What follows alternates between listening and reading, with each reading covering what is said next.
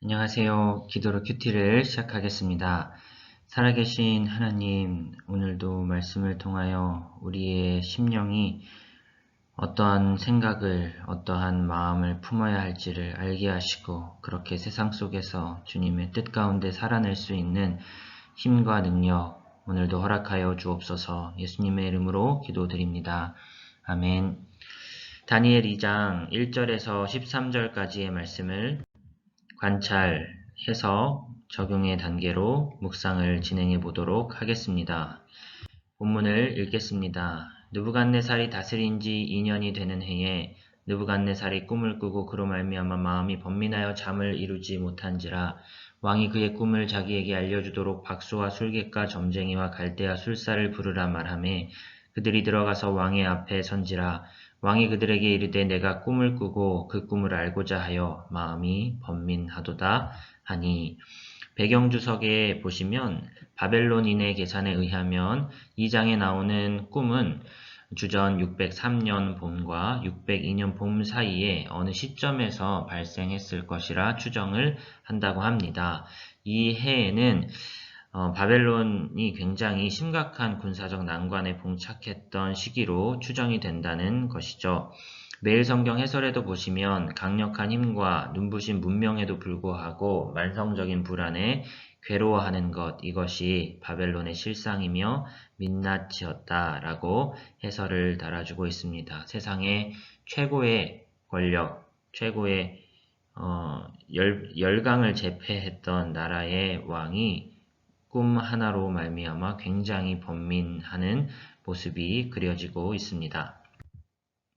갈대아 술사들이 아람말로 왕에게 말하되 왕이여 만수무강하옵소서 왕께서 그 꿈을 종들에게 이르시면 우리가 해석하여 드리겠나이다 하는지라 왕이 갈대아인들에게 대답하여 이르되 내가 명령을 내렸나니 너희가 만일 꿈과 그 해석을 내게 알게 하지 아니하면 너희 몸을 쪼갤 것이며 너희의 집을 거름더미로 만들 것이요 너희가 만일 꿈과 그 해석을 보이면 너희가 선물과 상과 큰 상을 내게서 얻으리라 그런즉 꿈과 그 해석을 내게 보이라 하니 그들이 다시 대답하여 이르되 원하건대 왕은 꿈을 종들에게 이르소서 그리하시면 우리가 해석하여 드리겠나이다 하니 왕이 대답하여 이르되 내가 분명히 아노라 너희가 나의 명령이 내렸음을 보았으므로 시간을 지연하려 함이로다. 지금 왕과 술사들 사이에 실랑이가 벌어지고 있습니다. 일단 4절에 아람말과 관련된 배경 주석을 참조해 보시면 전문가들은 보통 왕에게 아람어로 고했을 것인데 왜냐하면 이 지역의 언어가 아람어였기 때문이다. 다니엘서 본문에 이 지점부터 7장 끝까지 히브리어가 아니라 아람어로 기록되어 있다라고 말하고 있습니다. 구약 성경이 대표적으로 원어는 이제 히브리어로 쓰여졌는데 특별히 이 부분만 이제 아람어로 기록이 되어 있다는 것이죠. 이것이 어떤 의미가 있는지 매일 성경 해설 16페이지 부분부터 다니엘 어떻게 묵상할 것인가 부분을 참조해서 설명을 해보자면 내용 관점에서 보면 바벨론 포로가 된 다니엘과 그의 유대인 친구들이 궁정에 진출하여 경험한 전기적인 서사들이 전반부, 여호와가 다니엘에게만 보이신 내 환상, 예언이 후반부에 위치해 있는 구조입니다. 언어 관점에서 보면 유대인 청년들의 전기적 서사 대부분이 아람어로 전반부에 기록되어 있는 반면에 다니엘의 네 환상 예언 중 둘째부터 넷째는 모두 히브리어로 후반부에 기록된다고 하지요. 근데 이 7장 부분은 전반부와 후반부를 잇는 중간 다리의 역할을 하면서도 아람어로 기록되어 있으나 내용 측면에서는 히브리어로 기록된 이 후반부에 속하는 형태를 띠고 있다는 것이죠. 따라서 이 다니엘서 전반부와 후반부가 이 7장을 중심으로 서로 긴밀하게 소통하면서 정교하고 아름다운 가르침을 만들고 있다라고 해설을 해주고 있습니다. 7장은 예수님이 자신을 인자라고 표현하시죠. 그래서 예수님이 자신을 왜 인자라고 표현하시는지 그 근거가 다니엘서 7장을 배경으로 하고 있거든요. 옛적부터 항상 계신 이와 인자 같은 이의 나라 다니엘의 4개의 환상 중에 첫 번째 환상이 기록된 이 7장에 굉장히 중요한 의미가 구조적으로도 눈에 띈다라고 해설을 할 수가 있겠습니다.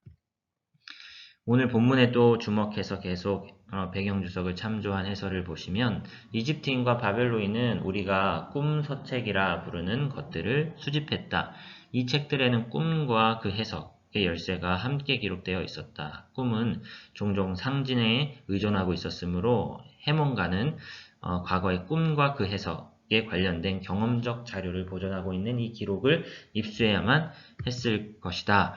그러니까 꿈을 왕이 들려주지도 않으면서 꿈과 해석을 동시에 내놓으라고 하니까 이 술사들이 참고할 방도가 없는 것입니다. 꿈이 힌트가 주어져야 그 꿈과 그 상징을 기록한 그 서책을 참고하여 해석을 들려줄 텐데 꿈 내용 자체를 말했지 왕이 말해주지 않고 있다라는 것이죠. 왕이 꿈을 잊어버렸을까요? 왕은 그 사실을 잊어버렸다 해도 받아들이려 하지 않았을 것이다. 꿈을 잊어버린다는 것은 그의 신이 왕에게 노했다는 것을 의미하는 나쁜 징조로 여겨졌다는 것이죠. 왕은 자신의 책임을 회피했었으리라 생각할 수 있고요. 또 다른 가능성은 느부갓네살이 그 꿈을 왕위 전복을 위한 심적 기제로 쉽게 사용될 수 있을 만큼 대단히 불길한 것으로 느꼈다. 꿈을 함부로 말했다가는 굉장히 자신의 입지가 위태해질 수 있었기 때문에 꿈의 내용을 말하는 것을 꺼렸다는 것이죠. 너희가 만일 이 꿈을 내게 알게 하지 아니하면 너희를 처치할 법이 오직 하나이니 이는 너희가 거짓말과 망령된 말을 내 앞에서 꾸며 말하여 때가 변하기를 기다리려 함이라. 이제 그 꿈을 내게 알게 하라. 그리하면 너희가 그 해석도 보일 줄을 내가 알리라 하더라. 갈대아인들이 왕 앞에 대답하여 이르되 세상에는 왕의 그 일을 보일 자가 한 사람도 없으므로 어떤 크고 권력 있는 왕이라도 이런 것으로 박수에게나 술객에게나 갈대아인들에게 물은 자가 없었나이다. 왕께서 물으신 것은 어려운 일이라. 육체와 함께 살지 아니하는 신들 외에는 왕 앞에 그것을 보일 자가 없나이다 한지라. 술사들이 계속하여서 난색을 표명하고 있지요.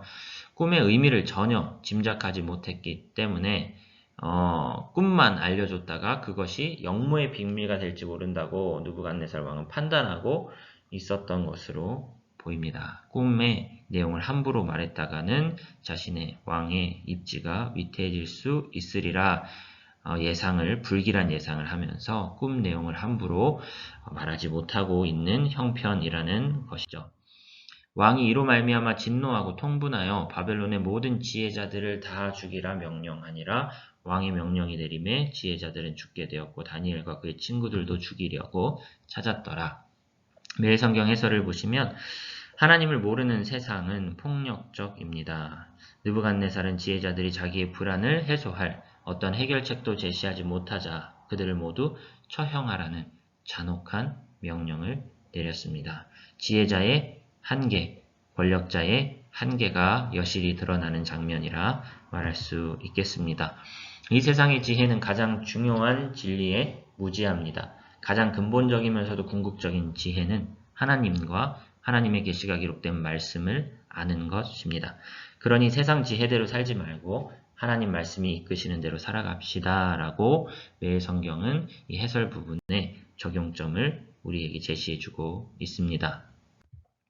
말씀을 정리해 보겠습니다. 이 땅의 통치자, 주권자는 하나님이시다 이렇게 정리해 보았고요.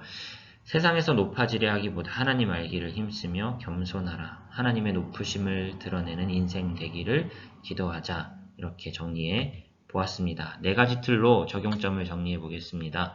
바벨론 포로기가 역사적인 배경이고요. 이 느부갓네살이 꿈을 꾼 후에 불안해하고 있지요. 이 세상의 권력자, 지혜자들이 여실히 한계를 드러내고 있다. 우리는 세상 앞에 어떤 존재가 되어야 하는가? 하나님만이 진리이심을 드러내기에 힘쓰고 애쓰며 겸손하자. 이렇게 오늘의 메시지를 정리해 보았습니다. 제가 기도로 큐티를 마치겠습니다. 살아계신 하나님, 세상은 불안해하고 세상은 하나님을 인정하지 않는 한 참으로 힘들어하고 불안해하고 또한 폭력적이며 자신의 잘못된 권력을 어떻게 사용해야 될지 바른 방향으로 사용하지 못하고 폭력을 드러내는 한계에 있습니다.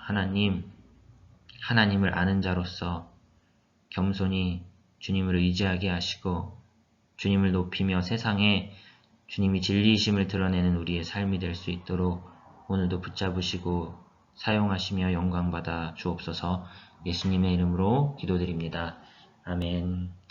수고하셨습니다. 오늘도 화이팅입니다.